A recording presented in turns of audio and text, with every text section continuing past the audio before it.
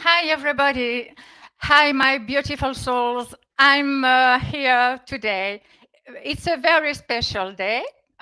You know that the Chronicles are usually once a month, and today it will be in English. So it's for that I speak in English today. So it's for all our members of the group, and it will be translated for the French people by YouTube when at the end of the diffusion of the interview. So today we are welcoming a very special guest star in the Chronicles, and it's because his story is very amazing. So I will launch the jingle, and we welcome him immediately after that.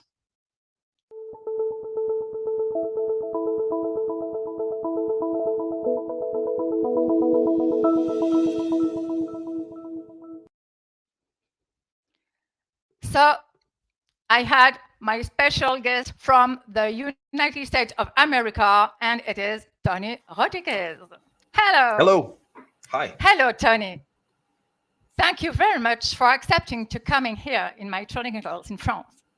It's my pleasure, and I'm happy that the information that I share is reaching out as far as into Europe, and because the program that I was in did include people from Europe, and it's something that does happen. So I'm happy to be here. Thanks. Sorry, the background is we're on the StreamYard. I usually most of my shows are done on Zoom, so my background is geared towards that. So it's a little flashy back there, but I'll stay with it. Sorry, I hope I don't trigger anybody at home.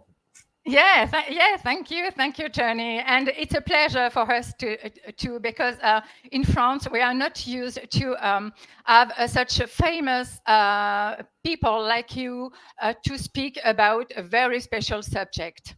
And you know, my chronicles, the main subject of my chronicles is the abduction. And when I hear about your story, about your experience, I absolutely wanted you here to speak about, of course. Thank you. So, I don't know where to start, but it started out where I was just wanted help. I just wanted someone to talk to, and yes, there I was know nobody. You want to help. Well, I mean, I wanted help. I was having a hard time processing it all, what was going on. I thought I was going, I knew I wasn't going crazy. I knew I wasn't crazy. And yes, there was just nobody to talk to. There was no one to talk to. So I talked to researchers, and they wanted to, they just wanted to interview me, and they just wanted the info. I wanted really like counseling for it, and there was nobody around for that. So I talked to researchers and ended up doing an interview. And one thing led to another, and we're 250 interviews down the road. It's been 7 years since I got my recall, and my book is out now. So the information is really proliferating. A lot of people are unaware of what the secret space programs are capable of and what's going on up there. So I think it's very important information that people, because it explains a lot of things that are going Yes, on you in the world explain a lot today. of things. Yes, Well, that are yes. going on today, and it's because we It's a live in some very disclosure. crazy times. Yeah. Yes, it's a disclosure, Tony. It's for that people are aware of these informations, and it's for that in France we are beginning to speak about that, because before it's a little bit taboo.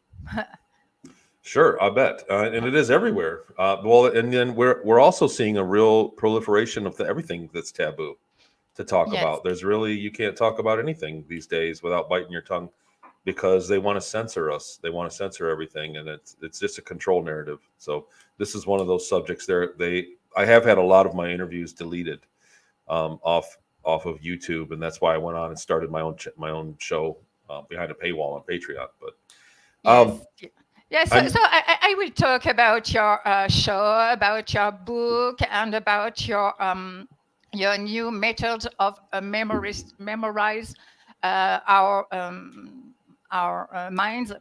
So we will tell after that. But first of all, I would like you to explain, because you are an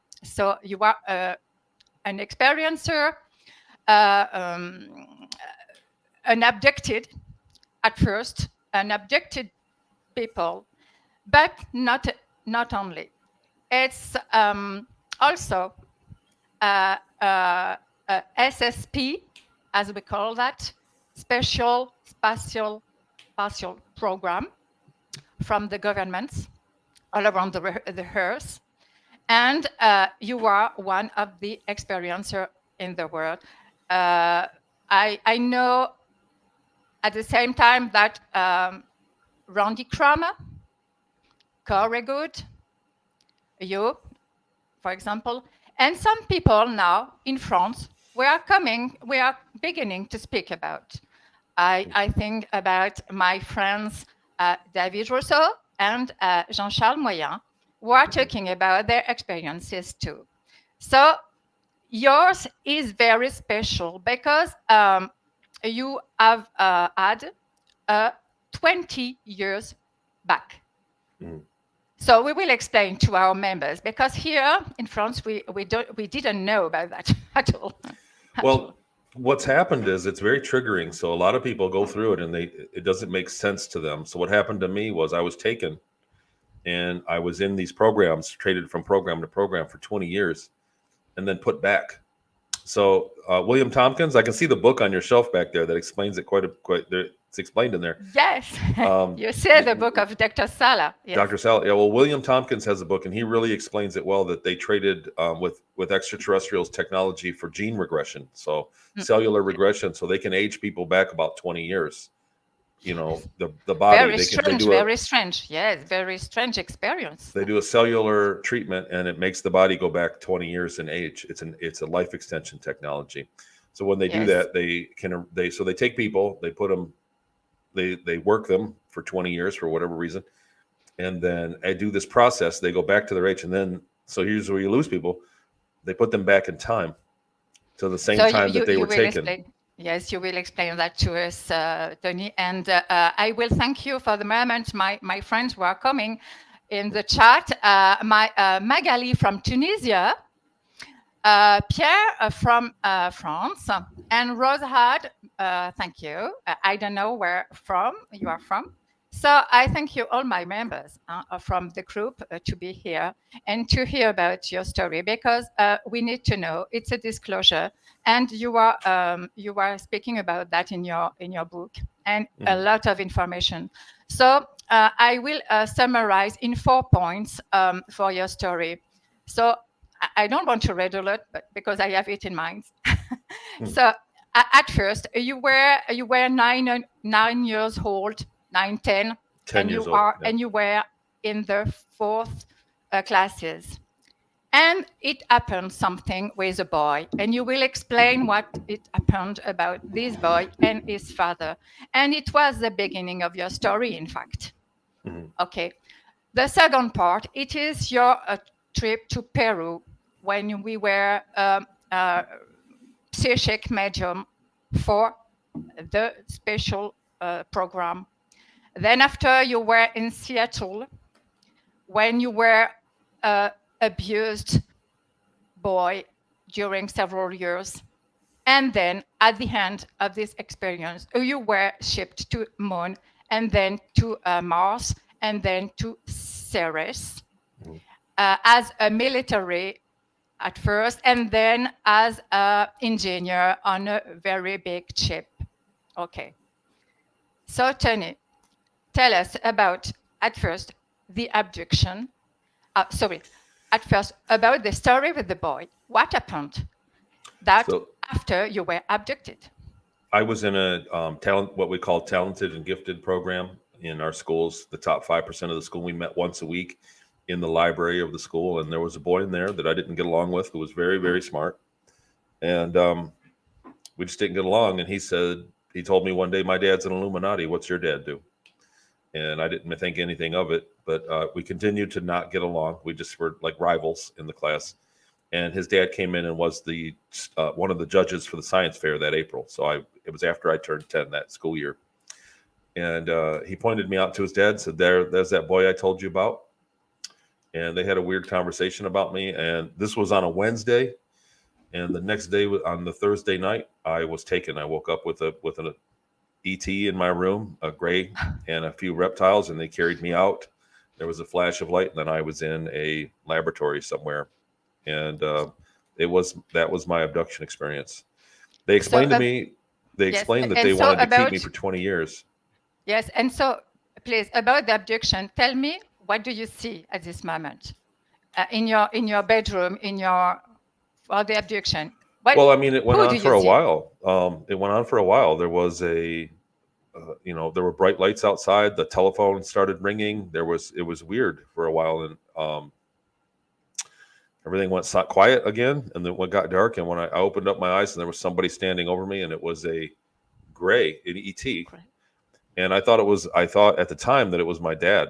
That my dad was pulling the joke. I said, because my dad was always pulling pranks, and I said, "Dad, quit messing around," And I reached up and touched it, and it was cold, and wet, and big giant pores that you could feel porous skin. And I freaked out, and I was frozen, and then it froze me at that time. And then at the foot of my bed, three reptilians, shorter reptilians, came around, and reptilian too. They looked like reptilian people. They were shorter, like 3 or 4 feet tall, and they grabbed me out of bed and carried me around the end of my bed. And there was a flash of light, and I lost consciousness. I don't know exactly, but I woke up on a surgical table, laying on a table in a laboratory.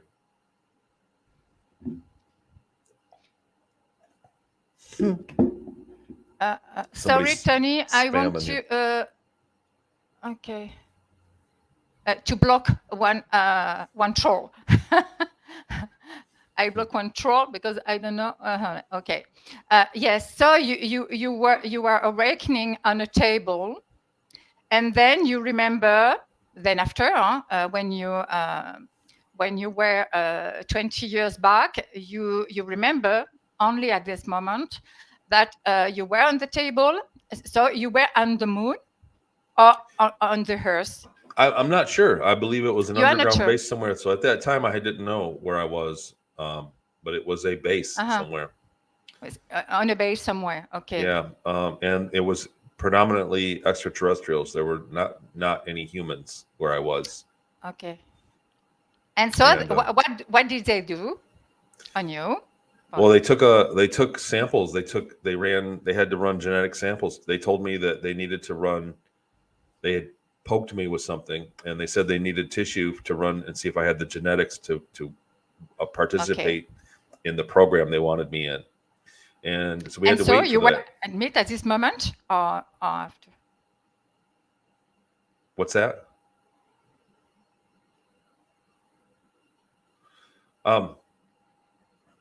They calmed me down. They said nothing bad was going to happen to me. I was happy. I thought that it was first contact. Seems we lost you. For the program. You begin the program at this moment? Pretty much. Well, they explained to me, they did the procedure, and they explained that they wanted me to help. They wanted me to help them out for 20 years. And I originally said no. And he explained to me about the time travel, that I'd be right back and I would be 20 years older. And yes. So I agreed. We'll come back.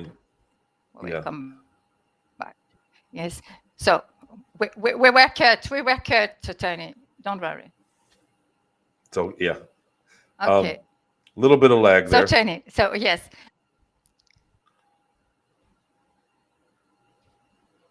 Okay, are you there?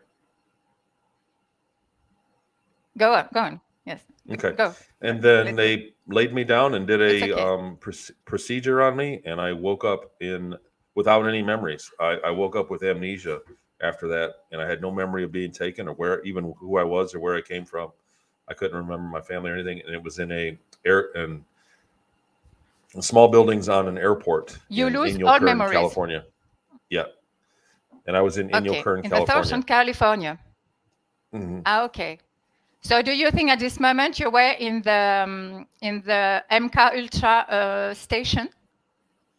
Well, it was cobbled together from like they had decommissioned a program, an MK Ultra program, and they used it was a smaller version of a bigger program. Is what it was obvious because they were putting together parts that had been boxed up, and it was myself and probably a dozen other kids, a dozen of us kids in a small building, a portable building, and they kept us there and put us through a trauma-based mind control program, which is described pretty accurately in a lot of MK Ultra accounts.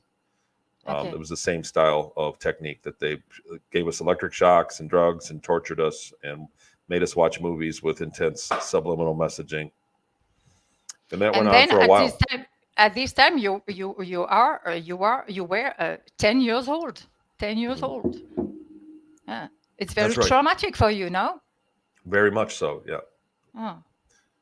And we were programmed, and then we were tested, and he said we tested for the Theta program to qualify to be in the Theta program.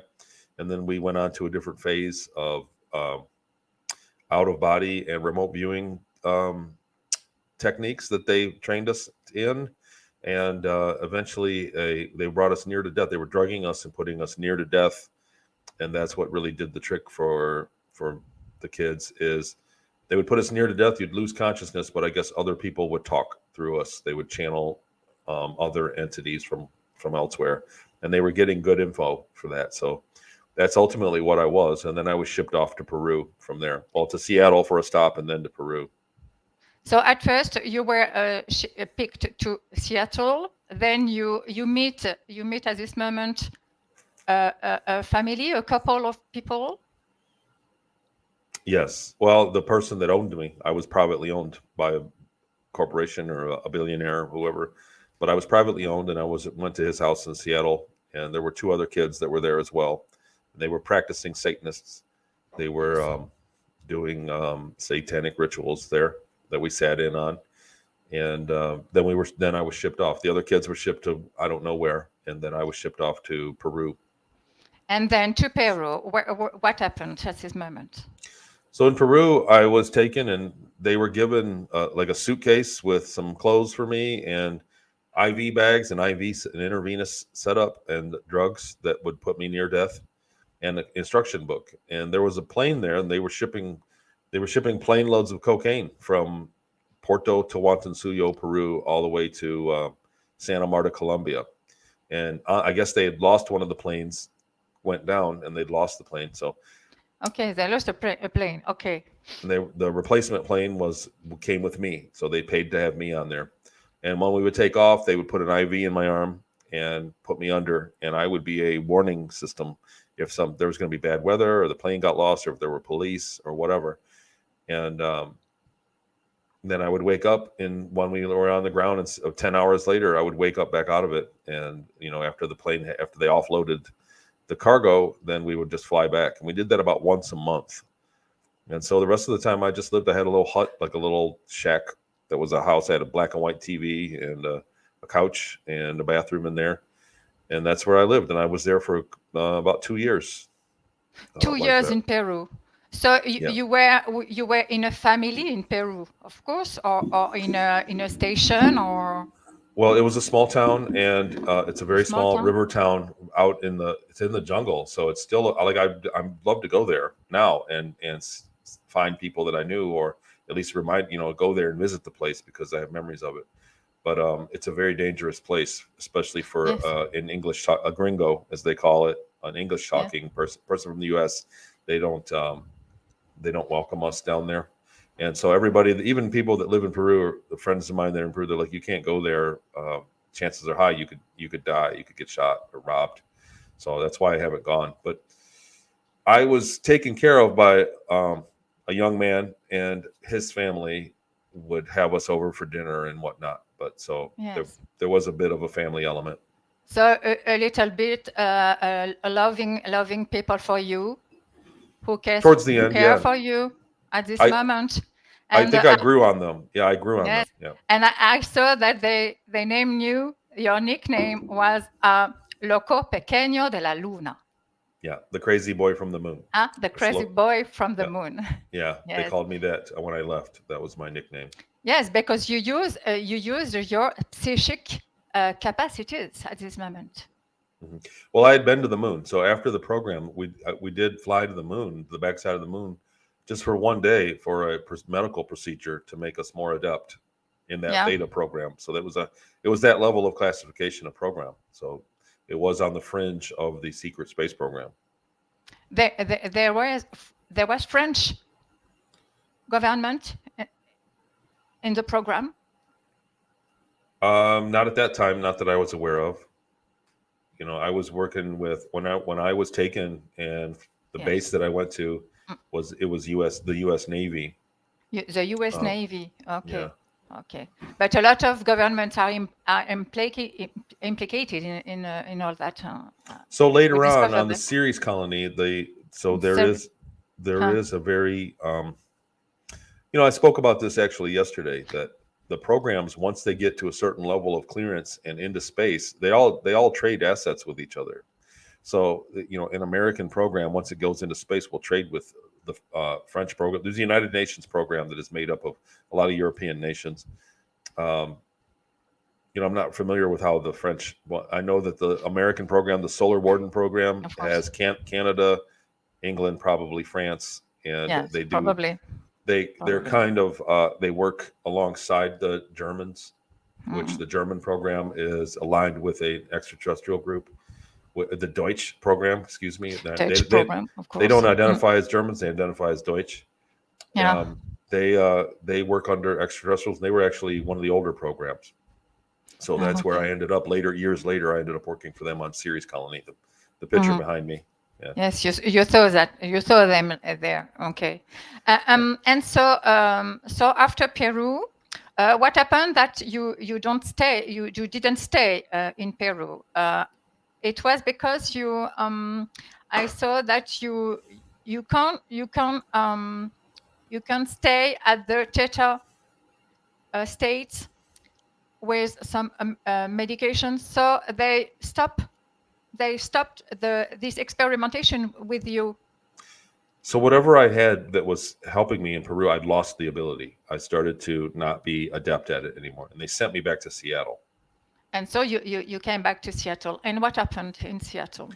In Seattle, I was like living in a foster home, and there were other boys there, and we were used as sex slaves in parties that they were having. They had a calendar of events that they would have every summer during the summers, and they would have parties for they were fundraisers for the local politics, for the local politicians, for one party over another, and they would have a public party, and then at night afterwards they'd have a private party, and they had girls and they had boys available as sex slaves. And I cover it quite a bit in my book, but it's kind of hard to talk. Yes. We let the suspense. But do you think that nowadays, so it continues that sort of parties? Yeah, I don't see why not. I don't see why they would have quit.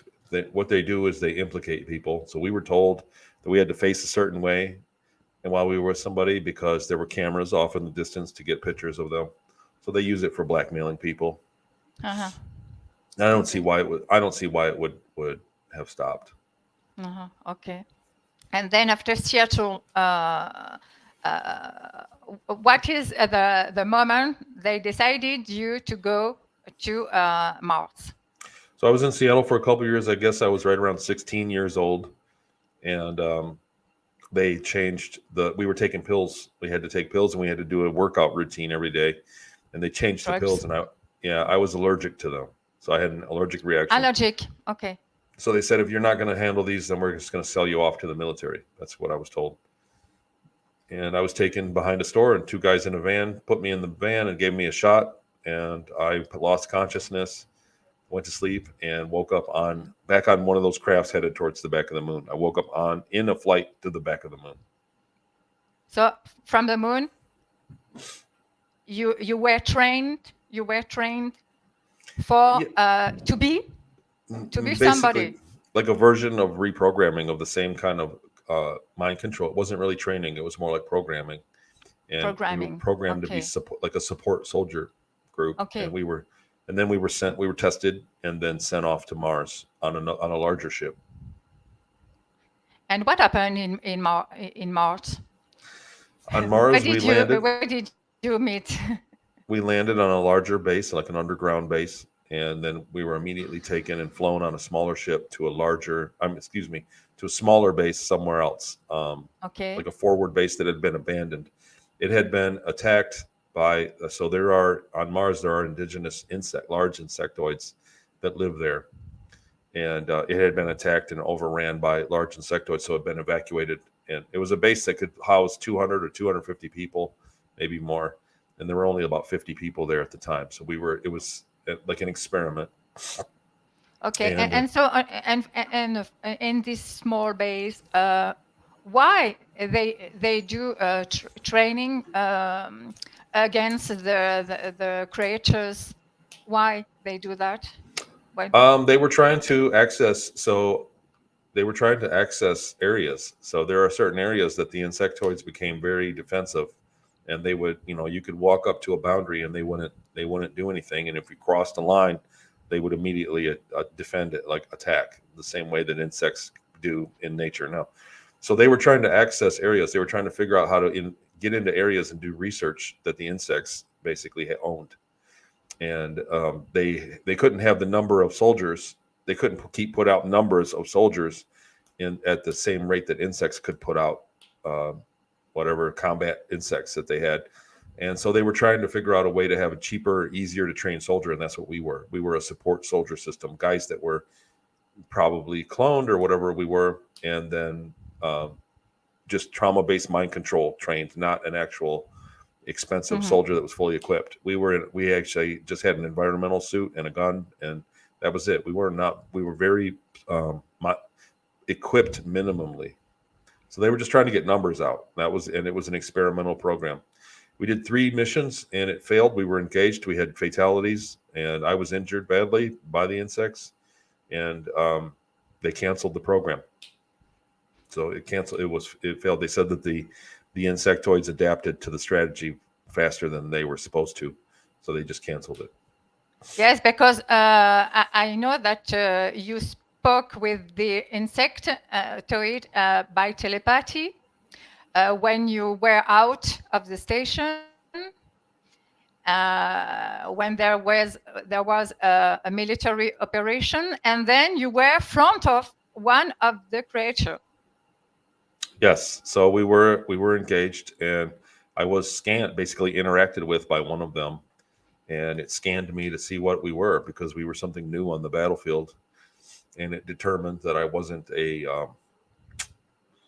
killer. I wasn't really like a warrior person. Yes. And it let me live. And I was badly injured, and 2 soldiers came and walked me out, carried me out of there from that.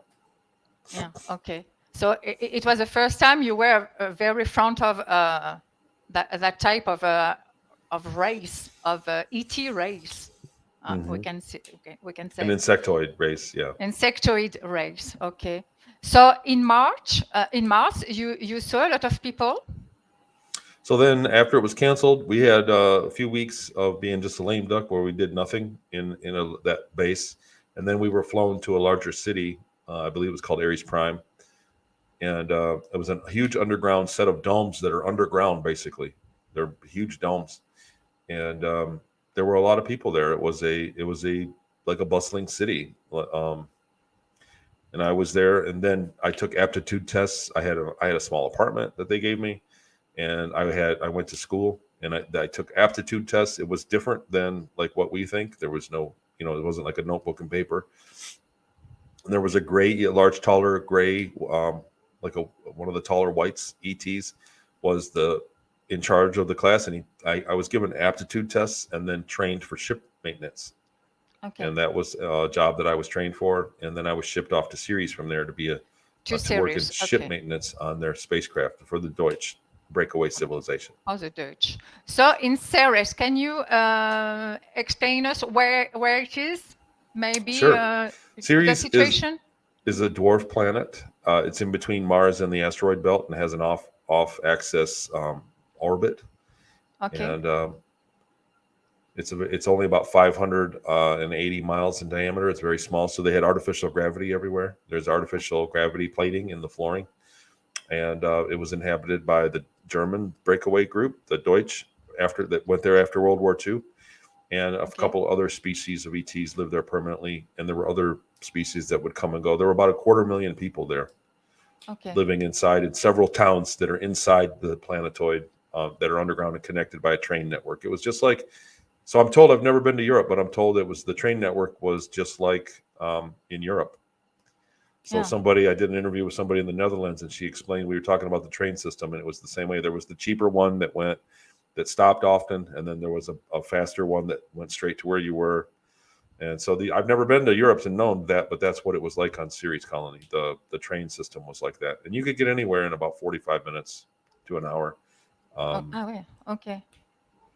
And then on Ceres, you were so at first you were an engineer, maintenance. A worker in the mine. I did maintenance. Right, that's right. The ship was an old submarine that was converted into a spaceship, and on the lower decks of it, they just had myself and other guys. We had a shock collar. We were slave labor, and it was myself and 2 or 3 other guys. Sometimes it would rotate, and we were told, we had a screen that we walked up to, and it would call us by our number. We went by number, not our name, and tell us what to do, and we would go and service the ship. And we would do maintenance and replace things.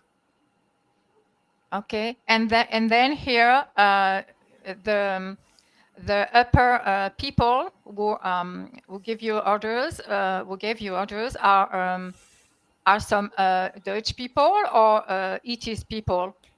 Deutsch. So I didn't. Deutsch. Yeah, it was people, and they were people that were indigenous there. They were living there. They were probably born there.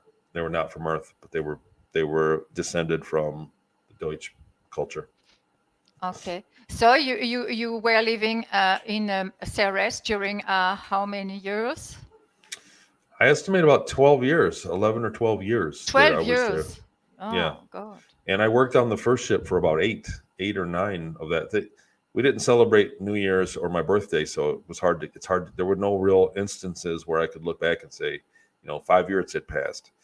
But that ship eventually was decommissioned. I was injured on it, and it was decommissioned. And we went to a modern ship that they had traded from somebody else in an ET race, and then they brought it in there into the hangar network and refitted it, and modified the ship for humans to inhabit it. And it was about 1,000 feet long. So what is that? 300 meters long. And about 600 feet wide, and it was a cargo ship. It was predominantly ship. It was a trade ship, yeah. And so you go with this ship outside Ceres, and you send some things. Well, there's quite a bit around Jupiter, so there's actually a vast network of ETs, and in our solar system, there's actually quite a bit going on.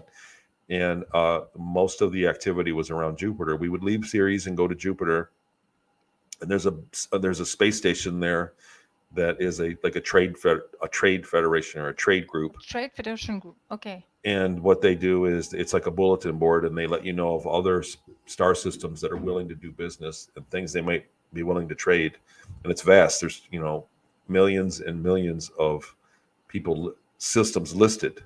And they would go there and communicate and get invited. And then we would go there, and we had sample packages of things that we would be willing to trade, that we would offload to them, and they would make a deal. And then we would go back and trade cargo. We'd move cargo, and we did several cargo runs a day inside the solar system. We came back to Earth. We went to Diego Garcia and traded cargo there. We went to South America, to the Catarina Mountains, Okay. and outside of the solar system into the Kuiper Belt, where there are huge chunks of ice that they made into like storage facilities, that we would go and put cargo there. Okay. And did you use some portals to go from one station to another?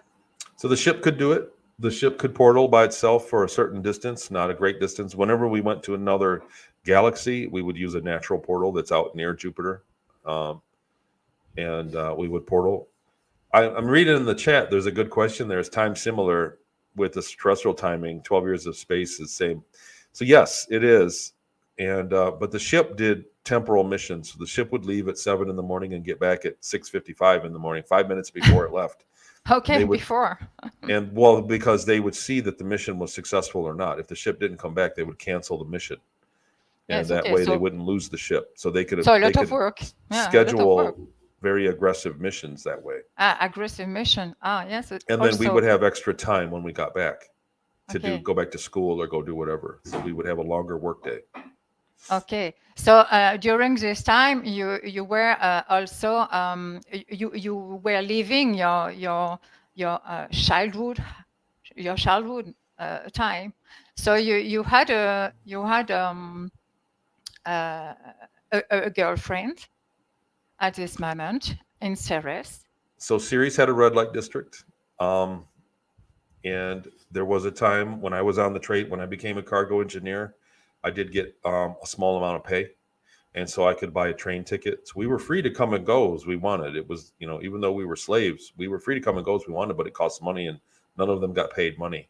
So the position where I was, I got a small amount of money, and I could buy tickets to get on the train and go.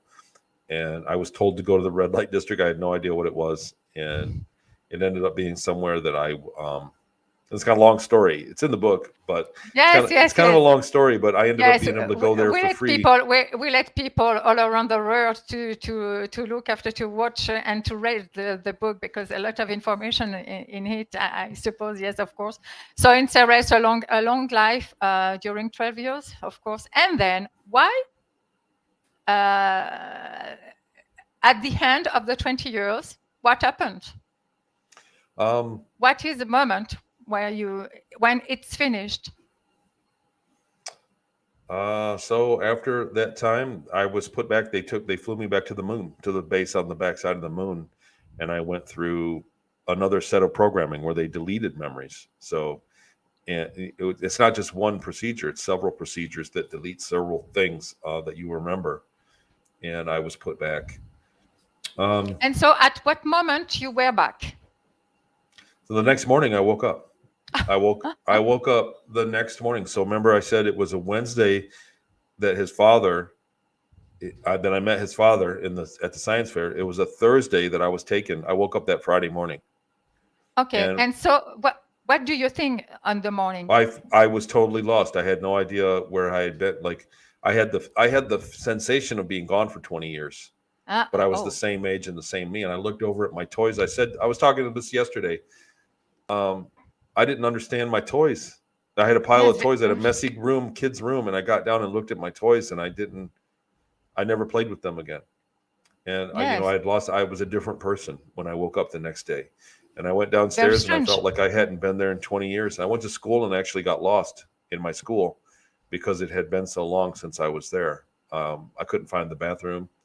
And the teacher actually called my mom and said that I had some kind of amnesia. I needed to get checked out. But really it was because the period of time had passed for me. That was how I experienced my life. And I went back and was very much greatly different person than I was the day before. Yes. And so how do you live your life during the time after this experience? Because you have changed. I was very depressed and very emotionally. I was very emotionally damaged during that Uh, whole 20 years. I was not the same person. And well, the thing is, there were two of me. So I think that there was half of me as far as my intellect. I lost, my grades failed. I became emotionally, just lost, and, could never really have a relationship. After the 20 years was over, a lot of things got fixed, like a lot of problems I had and changed. And so, I can only speculate about, how it works, or what they exactly do. But for me, from my experience, after the 20 years was over, after the other me was gone and dead, I changed again. I had another life change, and I changed for the better. Like, I kind of got it together at that point. So, yes. but yeah, the next I started really I knew I had lost my memories of the 20 years, but I always remembered the initial 5 or 10 minutes of the abduction, the first 30 minutes of being abducted and being on the table. They didn't erase those memories. So I always searched for something that would make sense. Yes, you shared because you feel that something had happened in your life, and then you are searching during a long time. I would look at ufology for a long time. Yes. And you dream. So, and then as it went on, I would get bleed through memories, but they weren't dreams, because, in a dream, you don't remember how you got there. If you're dreaming of walking down the street, you don't have a memory of waking up and brushing your teeth and getting dressed and walking down the street. You get what I mean? In a dream. But in my memories that I got, I had memory. So I had bleed through, but I didn't understand how that could have happened. Back,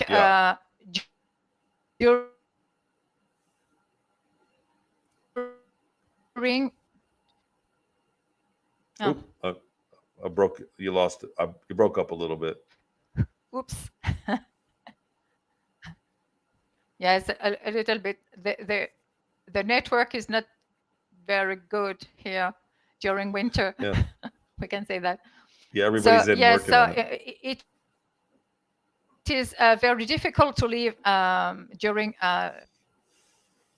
your life after. So you live, you have a family, you have children, and then you have memories, right?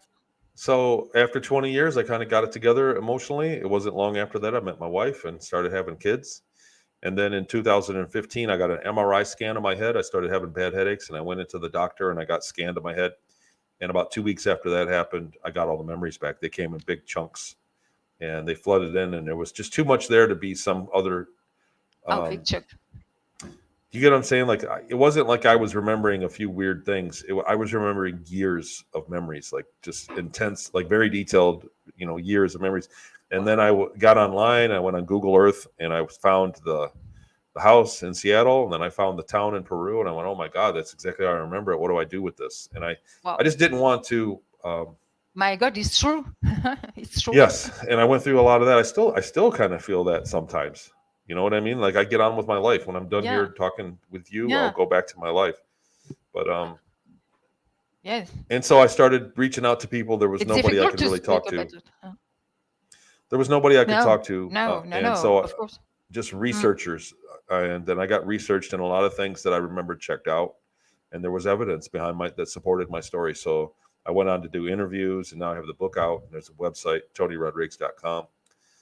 And the book isn't in French yet. There's a huge demand for it to be in Spanish, but maybe French, but it'll be down the road before that happens. Maybe a Kindle version. Yes. In French and Spanish, yes, of course. For everybody. And I have an auditor that Pierre is asking, did you earn money during your space programs for your spirit capacity, for example? Is money an existing system in these programs? I understand that money is a terrestrial concept, but you said that you didn't earn money because you are a slave.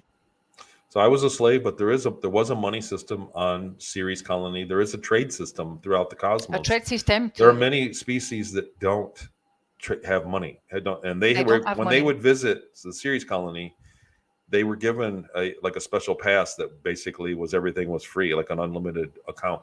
but we had facial recognition, so that the machine would just take it out of you had an account, but you didn't have to carry a card or anything. It would just recognize your face and ask you if you wanted to pay, and you said yes, and then it would come out of your account. But they do have, there was money, and there was crypto currency or some sort form of digital currency that between species that they did for trade. And they often traded. So the really throughout the cosmos, they're trading knowledge. So there are huge things. We took in huge loads of cargo of goods. We would trade for a mathematical formula that they would give a math formula, and we would trade them goods for it. So there's trade. I mean, money is one thing, but there was money on the colony, and there's money throughout the colonies, but there is a great deal. Everybody trades, at a certain level of tech. There is a great deal of trade going on. Yes, we don't imagine that in the space that there is trade and commerce. They don't want you to think about it. Yeah, they don't want you to know. No, not at all. So we are saying that yes, on Earth you are. It's difficult to speak about that. Of course, when you have memories back, it's difficult. So the first time you spoke about that, it was with your wife, of course, and then with researchers to try to find what happened, and with Dr. Salah, who was the first you delivered all information. And that's why I really highly recommend Dr. Salah and his information, because nowadays it's really splintered off. The information we're getting is really splintered off, and I just remember that the scrutiny that he put me through, he really vetted me very well, and he was very classy about how he did it. And we're not seeing that from a lot of other people that are people that are speaking publicly about their experiences are not vetted at all. And I think there needs to be a level of it. So I really support the exopolitics.org for that reason, because he does require some form of proof before he has people on and supports their information. So, and I think everybody should. Yes, of course. So I put at the same time, your site here, TonyRodrigues.com, in order to look after this. And there is in it a lot of information about your book, about your program, etc. And then about your life today. So you were back. You are beginning in 2050 to speak about this experience, because the first time you are listening to the Randy Kramer program, and then memories are back again. That's right. Well, Randy explained the 20 years, and I went, "Oh my God, that's how it happened," because I could never really figure out when it happened. I had memories of being on a ship, but when could that have happened? I had full memory of my life. So when he explained the 20 years and how they can put you right back, right at, and I went, "Oh my God, that's what they did to me." And that's when I accepted that, then more memories came. You accept it, yes. Mm-hmm. But it's very difficult to accept that you have lost 20 years without acceptation. Yes, and well, just all the other things that I went through were there was a lot of horrible things that I had to accept as well. So now you accept this, of course. Well, now it's kind of known, and I put the book out, and it really feels like I've given out my diary for everybody to read, and it's kind of, there's a form of embarrassment about it, because it is open to skepticism on one hand, but it's also very, what I went through was very traumatic. The book is very traumatic, and it's very traumatic. Yes. So it does feel like I've got my diary. It's like, it's the same kind of feeling, like everybody's reading my diary. Okay. So I have some. I'm looking if there is some question. How was he able to repair his infections? Yes. How was he able to repair himself psychologically? Psychologically, it was certainly difficult, I think. Who knows? I don't think I'm repaired from it, to be honest with you. You never in your life. There's a lot of things that I probably will never get over. What happened, where I can talk about it, is just time has passed. It was a very long time ago. I'm 50 years old now. And so I was taken when I was 10 in 1982. So just a great deal of time has made it less, you know what I mean, less painful than what it originally was. I was very angry for a long time in my youth. I was a very angry person, and I think that this is why that what I was experienced is why. So I'm Yes, just you older. you I'm had just this old. experience. Yes, you had this experience, so it was in you. So you never forget that. You never. Yeah. So I mean, I'm not over it. I'm just older, so it's lesser. You know, I Yeah. mean, I guess that's the only thing. And then the other thing was I had to really, once I got the memories back, I had to really consciously make the decision to not be afraid Yes, and not to be to. afraid to accept it. Well, I And thought, now, man, if I tell people about this, are they going to come get me? What's going to happen? And I had to really make I had to make a choice to not be afraid of it, of what I knew, what I yeah, know. and to talk. You made a decision to talk about. Hmm. It's a sort of healing. Okay. Yes, absolutely. You know what I mean? I think fear is the number one ingredient that they use to control people in the Yeah. masses. You know, the news, everything's about being afraid. Don't go out. If they had their way, they wouldn't have you out in your front yard because they'd keep you scared. You should be afraid of everything. The flu, from the flu to the weather to everything, the night sky. You should be afraid of it, according to the news. And so it's just a control tactic because it's very effective. Once you're in a state of fear, you're not thinking rationally. Mhm. Mhm. Okay. Of course. So my question now is: are you still abducted? Because some people It's a good are question. abducted since young, and then they continue to be abducted. Are you now again? So there are a few details about my account that are, what I went through. My account is kind of unique because I wasn't meant to be taken. They just kind of threw me in to it. You know what I mean? Because they had access. So um, I had some strange things happen throughout my life, but so far recently, I haven't had anything really happen. I think that it was no one's a one and done from these programs. They don't just take you once and never touch you again. So nobody is a one and done. But as far as recently being abducted or contacted by any of the programs, I don't think that I don't feel that I have at this point. So Yes. Okay. Okay. So yes, I have a question about you told uh, earlier that you with the trade ship you make trade all over the galaxies, mhm. and then you come on Earth to bring some packages. Did you come to Antarctica We did visit Antarctica. They referred to it as the High Command, and we did on take Earth? cargo. Yes, we did take cargo underwater. We accessed it by going underwater and to Antarctica. And it was huge ice dome they had lights on in there Underwater? under the ice. Yeah, we would go underwater and then come out into a huge area, and they had buildings off in the distance, and it was warmer in there.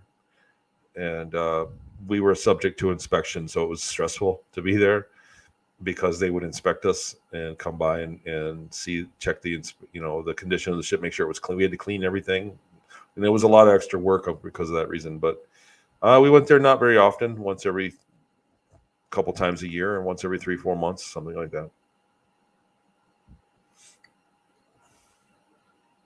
Okay, and then you think that nowadays there are people still there in the underground in So I Antarctica? don't have a lot of. So I mean, your guess is as good as mine. I don't have any real current intel about what's going on now. I see what other people are talking about, and it makes sense. A lot of it makes perfect sense with what I remember, but I don't know for sure. I mean, Yeah. I Okay. really am not a good source of that.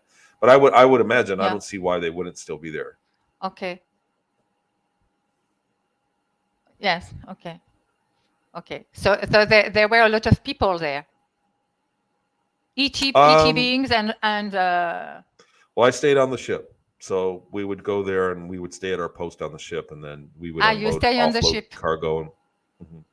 Yeah, I didn't really. Well, let me see here. So, did I Okay. encounter critics during the publishing of my book in the U.S.? So the book's only been out about 1 month. It's number one in its category. It's doing very well, and There are critics, but I welcome the critics. Yes. I th- Okay. I welcome critics. I wish that somebody would come on my show and be a legitimate, open-minded critic. But most of the time, they're just angry. They're by the time they engage me, they're very angry. So it doesn't even make sense. But yeah, it would be weird if people weren't critical of this information. So the book so far has had really good reviews. It's being read very quickly. It's a fast read, and so I haven't had really a ton of criticism yet, but I expect I have had critics. I do get criticism. I just block people that are rude. But usually critics, Yes, like I said, are and very at immature. the same time, of course, you need to have some because it's your truth, and we don't ask people to believe you. It's your truth. So if we believe, we believe, and we have our own choice. Okay, we have our own choice to believe or not. That's right. And people don't have to watch. If you don't like it, then you don't have to watch. There's plenty of other things to do. And I'm not forcing this on anybody. People, you have to ask before I start talking about it. So I'm not really forcing this information out there. I think it's very important. I think in the future, it's going to be even more important after I'm gone. Yes. And making this disclosure is in that way, we will know the reality, the truth with people like you, because it's hidden to the public. Mm-hmm. It's hidden to the public. Well, that's how they get away with it all. That's how they get away with abusing everybody like they do by just keeping it secret. So the more we talk about it, when we normalize the information and it becomes normal, then, that's when it'll stop. Yeah. Okay.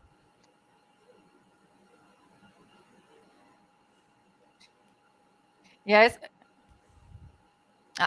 We lost Mr. Tony. Oh, I'm here. You will come back. You will come back to have a Yes, hello. Some technical. I'm here. I can hear you. Problems with the network. It's hard to have you. Are you still here? Yeah. So now, with this experience, what are your purpose today and for the next years for you? Well, I'm just kind of following along. We are going to start working on a second book because this book has done so well. I'm getting so many good reviews about it. People are so happy about it. So I am going to make a second book, like an expanding book. It's going to be more like a collection of stories rather than one my story straight through. And we are working on that. I've got a few talks that are scheduled this year. Hopefully, there's Orlando, and then I'll be speaking in front of a live audience. I did a book signing yesterday in front of a live audience. It was really cool for the Collecting Consciousness group that's here in Michigan. Okay. And St. Louis has a secret space program conference that I'll be going to. And I think that's important because I think that we need to keep the information alive. A lot of people that have come forward have had very bad things happen to them and have stepped off or look bad. And it's making the entire subject matter look bad. And people need to know that the secret space program is real and that the real technology that we have for mankind is very advanced. So I just want to just keep spreading the idea of that because I think it's very important. Yes, and we see that a very high technologies exist now, and we don't have here on Earth. It's a image. Mm-hmm. Yeah, well, and we should have access to it. We should have access to the medical technology and everything else. Help people today. You help people today, Tony, to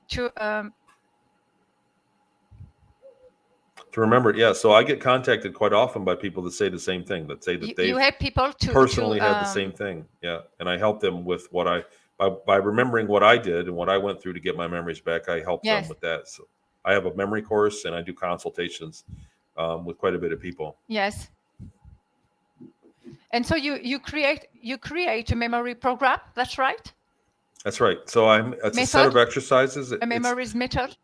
That's right. It's not hypnosis like most people are doing these days. A lot of people are doing hypnotic regression, and I think that's fine. but I think that my method is a little bit Yes. easier on a person early on. I think it's something that they should do first.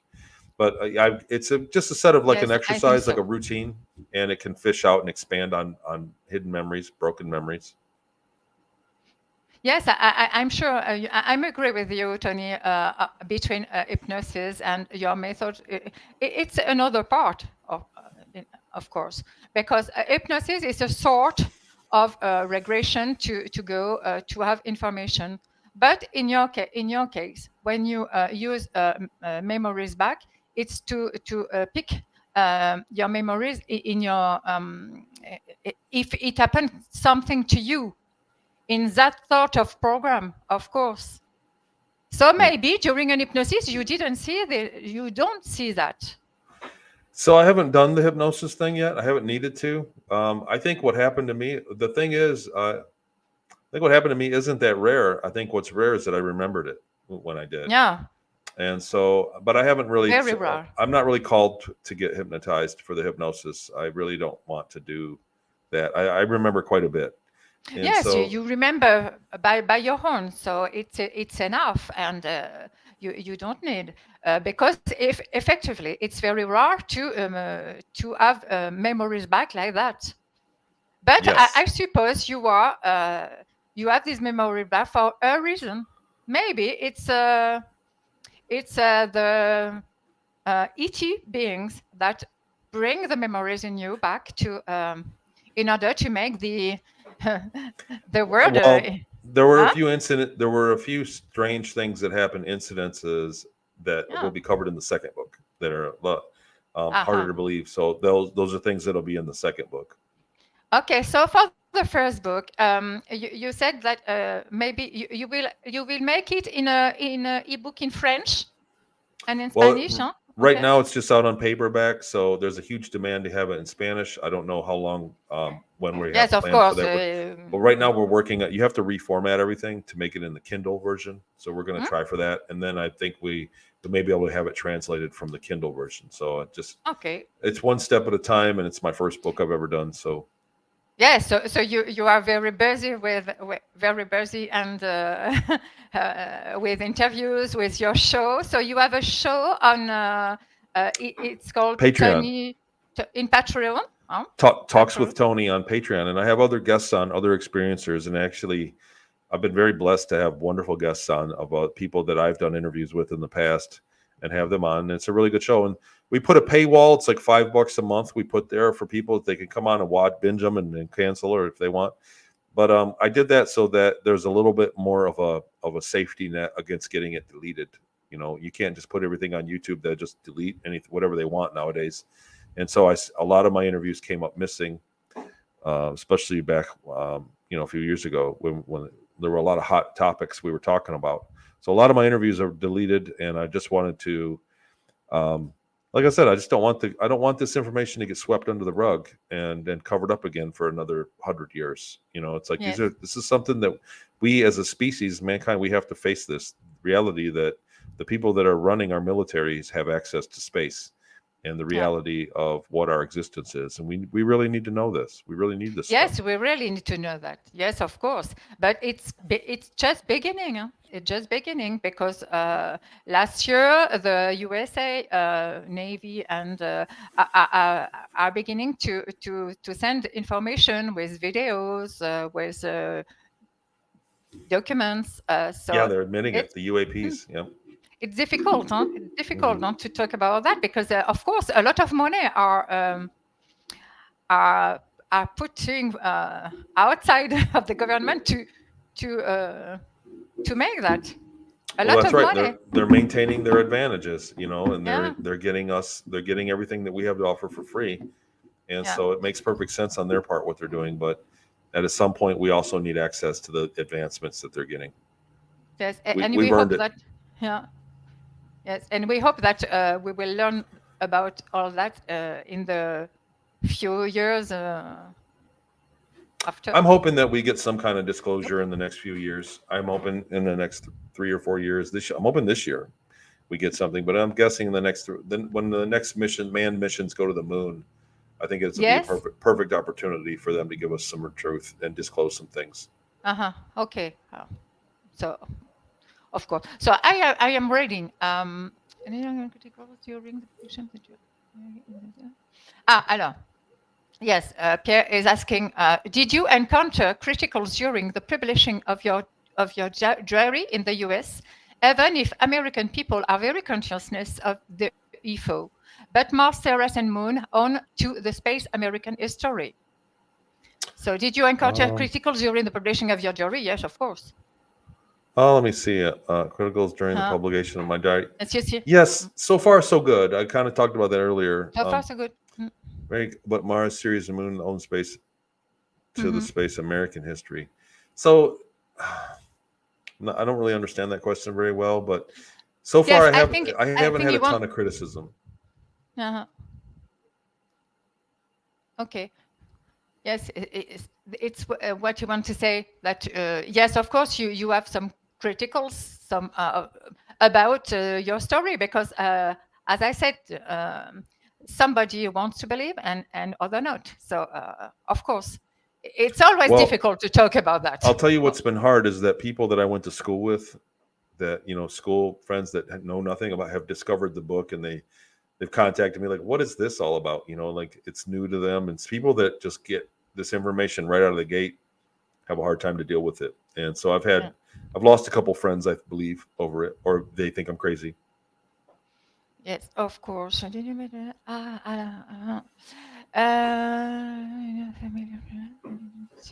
did you meet people like you in your family, friends, and did you see people you knew? Yes, very beautiful question. I asked you the last time we are discussing together. Did you see people you knew in these programs? Did you recognize some people? When I was in the program, no. Yeah. So when I was up there, no, I didn't recognize anybody. Since I've gone public, I've been contacted by people that recognized me, and a lot of people recognize you. Okay. Well, there's kind of a connecting the dots for people that have been in these programs, and they hear somebody talk about it, and they kind of graft on. There's I had a girlfriend on Ceres, and I talk about her, and I get contacted all the time with girls that it was me, I was that girl. And I'm telling them they're not, because I had one last month too, and but there's a real phenomenon for people that want to connect the dots and say it must have been me. I remember you. So I have genuinely found probably 3 or 4 people that I remember from up there. Okay. And there are things that you can do to confirm that. Yeah, it's difficult to make confidence to people who come to you to see you and to say, I recognize you. It's difficult, of course. Absolutely. Yeah. And so you recognize the places. It's very important, because you can say that you never go in that place and you recognize it when you go.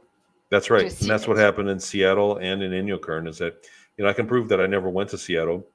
Yeah. And then I did go there in 2016, and I knew my way around it without maps, without anything. I knew where I was, and I knew the stores, the gas stations. I knew the beaches.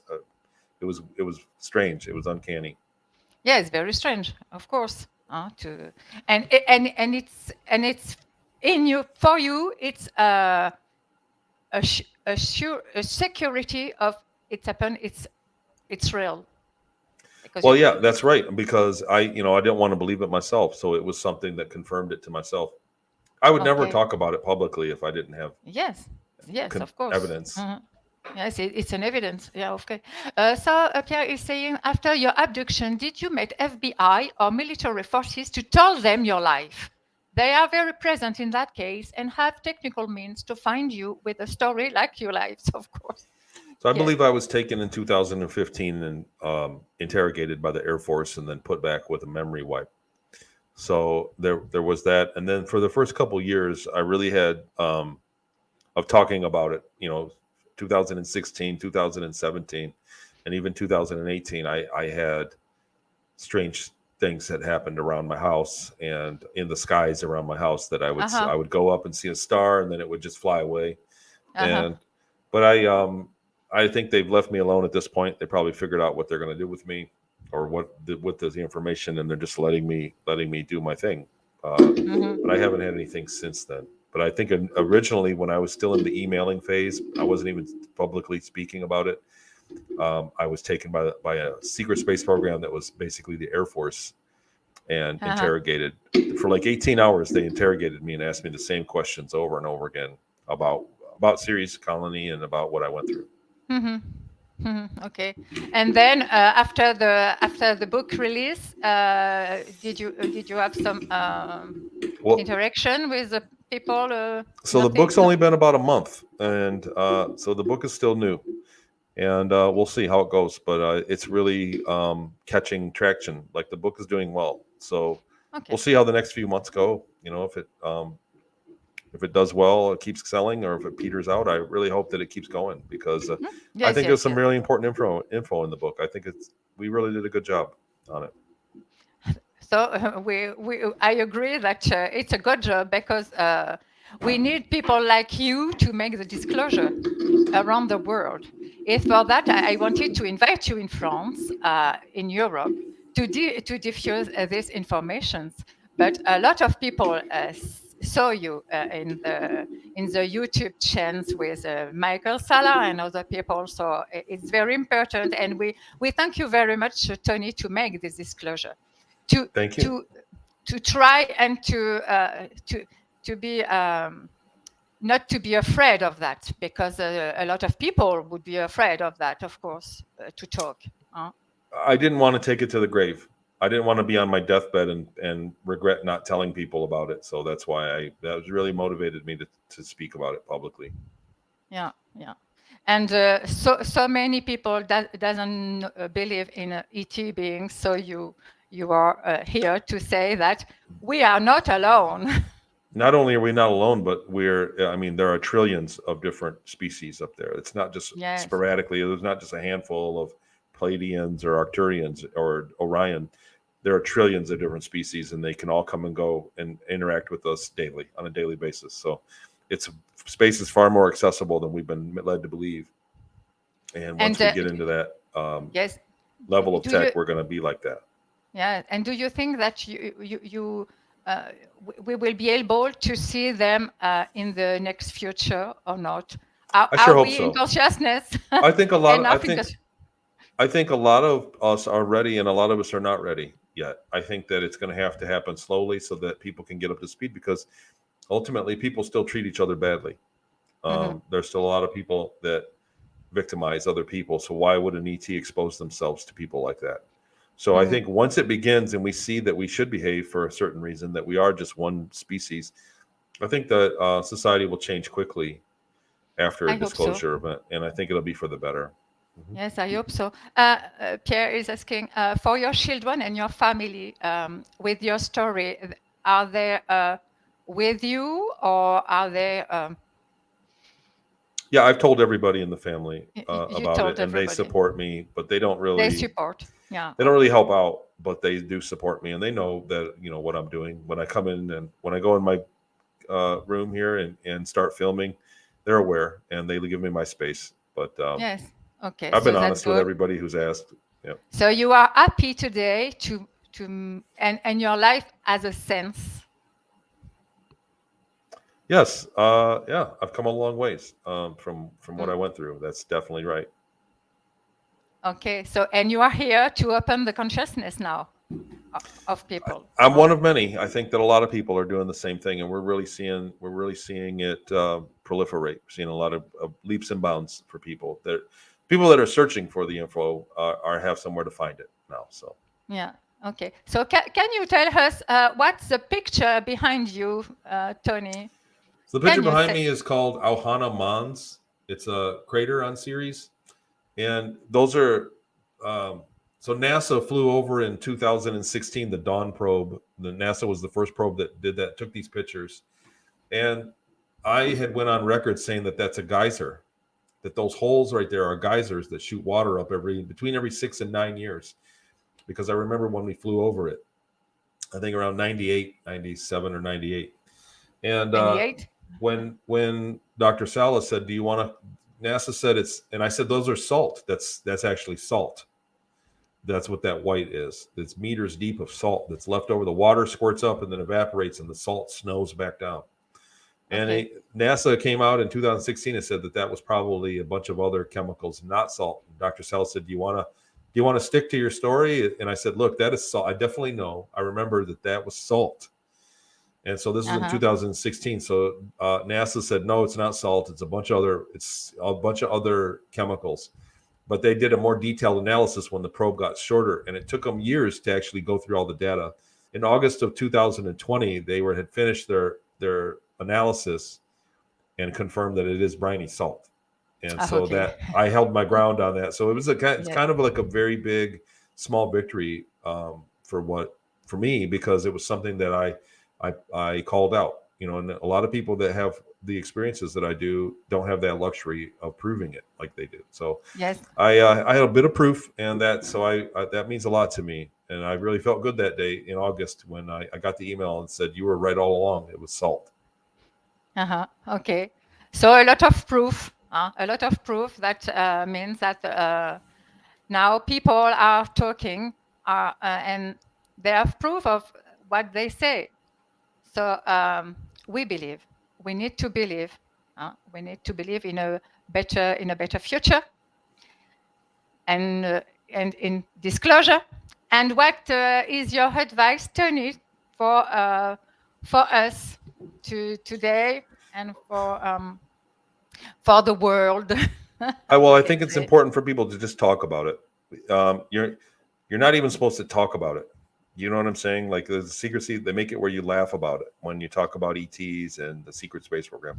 I would like to see people just normalize the discussion and start talking about it, because that's how we're going to get disclosure, by making it normal to talk about, and by kind of resisting on what the media and the official stuff is doing to us. So that's what I really just think, that everybody should just talk about it to people, even if they don't want to hear it.